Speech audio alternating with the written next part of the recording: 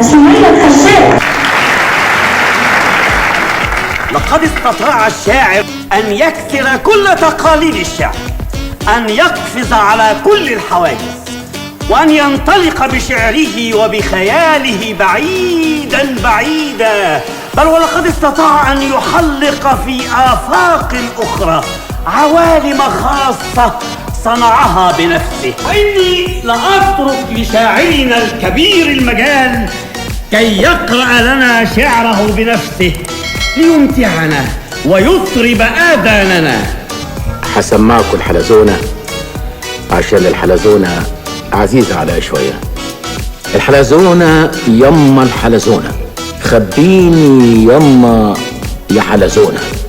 الحلزونة انتحرت، كانت تعبانة تعبانة تعبانة، والحلزون خبطته عربية في ميدان التحرير.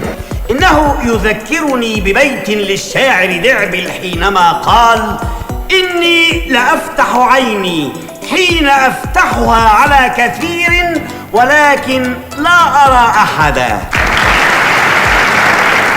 وبهذه المناسبة أهدي هذه الجائزة للسيد الرئيس راعي الثقافة في مصر.